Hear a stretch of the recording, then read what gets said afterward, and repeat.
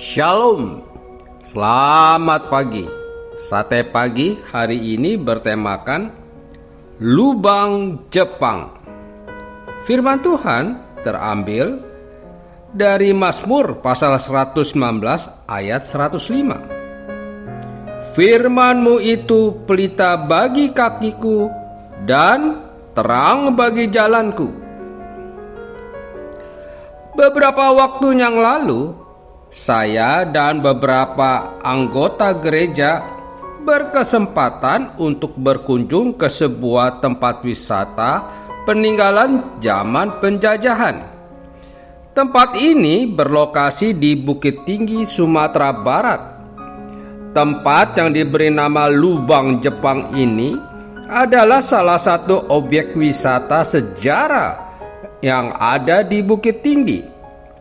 Lubang Jepang merupakan sebuah terowongan atau bunker perlindungan yang dibangun oleh tentara Jepang sekitar tahun 1942 untuk kepentingan pertahanan dan peperangan.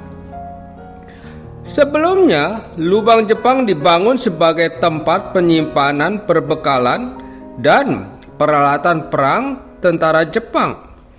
Dengan panjang terowongan mencapai 1.400 meter dan berkelok-kelok seperti labirin, serta memiliki lebar sekitar 2 meter. Sejumlah ruangan khusus terdapat di terowongan ini. Di antaranya adalah ruang pengintaian, ruang penyergapan, penjara, dapur, dan gudang senjata. Tanah yang menjadi dinding terowongan ini merupakan jenis tanah yang jika bercampur air akan semakin kokoh. Bahkan gempa bumi di Sumatera Barat tahun 2009 lalu pun tidak banyak merusak struktur terowongan tersebut. Diperkirakan puluhan sampai ratusan ribu tenaga kerja paksa atau romusa dikerahkan dari Pulau Jawa, Sulawesi, dan Kalimantan untuk menggali terowongan ini. Lubang Jepang mulai dikelola menjadi objek wisata sejarah tahun 1984 oleh pemerintah kota Bukit Tinggi. Beberapa pintu masuk ke Lubang Jepang ini diantaranya terletak pada kawasan Ngarai Sihanouk dan Taman Panorama. Bagi pengunjung yang baru pertama kali masuk ke tempat ini, sangat mungkin akan tersesat jika menelusurinya. Oleh karena itu, ada pemandu wisata yang selalu siap untuk menemani perjalanan. Tetapi ketika pemandu menawarkan jasanya, salah seorang pendeta dari kelompok kami menolak. Ternyata beliau sudah mengambil foto dari peta lubang Jepang yang ada di pintu masuk. Di peta tersebut terdapat penjelasan lengkap mengenai ruangan-ruangan yang ada, jalur pintu keluar, dan lain sebagainya. Kemudian beliau sendirilah yang memandu kami menelusuri terowongan lubang Jepang secara sempurna dan tidak ada yang terlewati. Tidak perlu membayar jasa pemandu lagi, karena dengan adanya peta area lubang Jepang dapat dengan mudah ditelusuri. Alkitab adalah peta bagi kita dalam menelusuri terowongan kehidupan ini. Alkitab memiliki petunjuk lengkap mengenai apa yang harus kita perbuat di dunia ini. Semua pedoman hidup ada di dalamnya. Alkitab mengajarkan kepada kita cara mengasihi sesama, memperlakukan pasangan kita, mendidik anak-anak, mengikuti Tuhan dalam kebenaran, memelihara iman, memberitakan kabar baik, bekerja, dan lain sebagainya.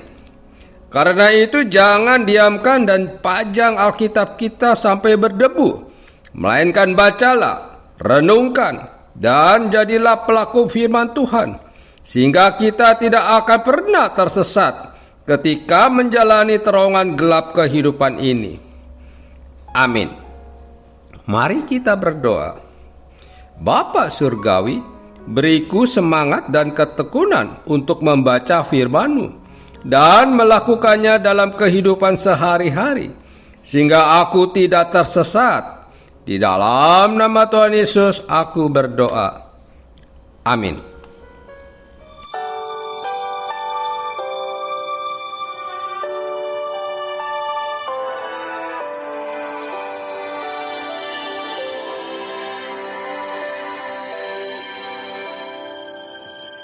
Berikan ku hati seperti hati-Mu yang penuh dengan belas kasihan.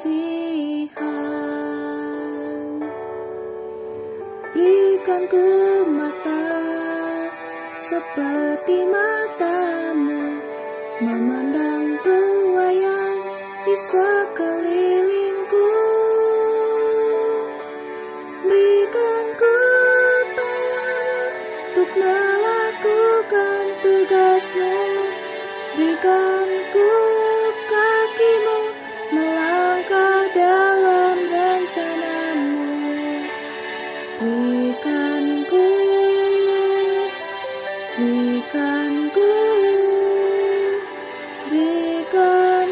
hati-Mu.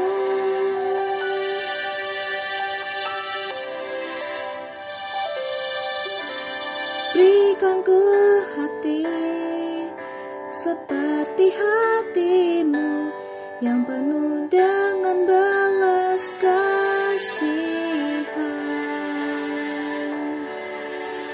Berikan ku mata seperti mata-Mu, memandang tuaian di sekelilingku.